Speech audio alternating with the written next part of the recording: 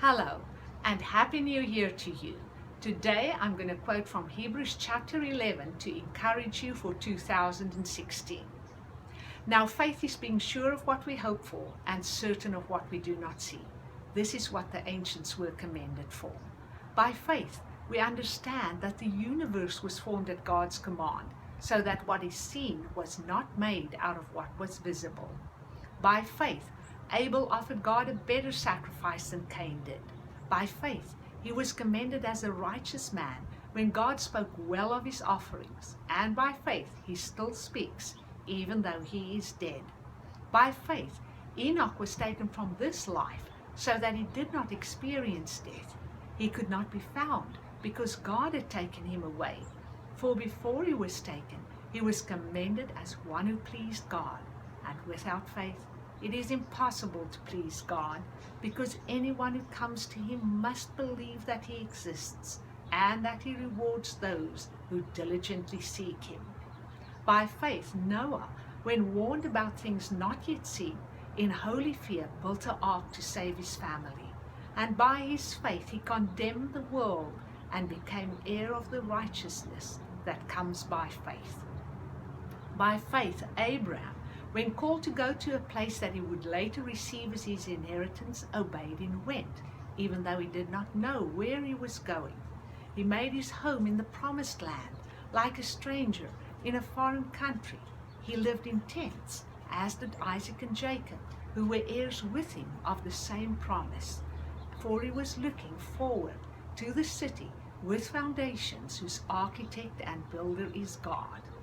By faith, Abraham, even though he was past age and Sarah herself was barren, was enabled to become a father because he considered him faithful who had made the promise. And so from this one man, and he as good as dead, came descendants as numerous as the stars in the sky and as countless as the sand on the seashore. All these people were still living by faith when they died. They did not receive the things promised. They only saw them and welcomed them from a distance. They admitted that they were aliens and strangers on earth. People who say such things show that they are looking for a country of their own. For if they had been thinking of the country they had left, they would have had opportunity to return. Instead, they were longing for a better country, a heavenly one. And God is not ashamed to be called their God, for he has prepared a city for them. By faith, Abram, when God tested him, offered Isaac as a sacrifice.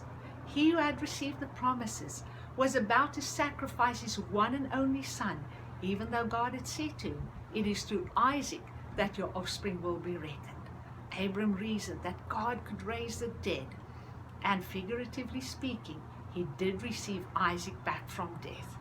By faith, Isaac blessed Esau and Jacob with regard to their future. By faith, Jacob, when he was dying, blessed each of Joseph's sons and worshipped as he leaned on the top of his staff. By faith, Joseph, when his end was near, spoke about the exodus of the Israelites from Egypt and gave instructions about his bones. By faith, Moses' parents hid him for 3 months after he was born, because they saw that he was no ordinary child, and they were not afraid of the king's edict. By faith, Moses, when he had grown up, refused to be known as the son of Pharaoh's daughter. He chose to be mistreated along with the people of God, rather than to enjoy the pleasures of sin for a short time.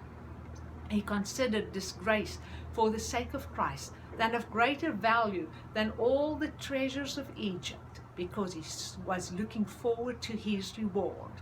By faith he left Egypt, not fearing the king's anger. He persevered because he saw him who is invisible. By faith he kept the Passover and the sprinkling of the blood, so that the destroyer of the firstborn would not touch the firstborn of Israel. By faith the people passed through the Red Sea as on dry ground, but when the Egyptians tried to do so, they were drowned. By faith the walls of Jericho fell after the people had marched around them for 7 days. By faith, the prostitute Rahab, because she had welcomed the spies, was not killed along with those who were disobedient. What more shall I say?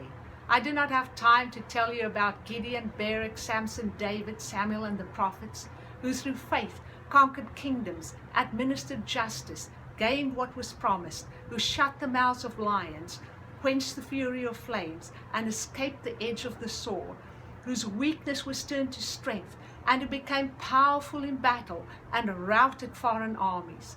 Women received back their dead, raised to life again. Others were tortured and refused to be released so that they might gain a better resurrection. Some faced jeers and floggings, while still others were chained and put in prison. They were stoned, they were sawed in two, they were put to death by the sword.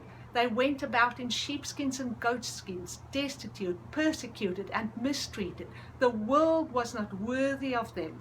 They wandered in deserts and in mountains, in caves and in holes in the ground. These were all commended for their faith, yet none of them received what had been promised. God had planned something better for us, so that only together with us they would be made perfect. Therefore, since we are surrounded by such a great cloud of witnesses, let us cast off everything that hinders and the sin that so easily entangles, and let us run with perseverance the race marked out for us. Let us fix our eyes on Jesus, the author and perfecter of our faith, who for the joy set before him endured the cross, scorning its shame, and sat down at the right hand of the throne of God. Consider him who endured such opposition from sinful men, that you will not grow weary and lose heart.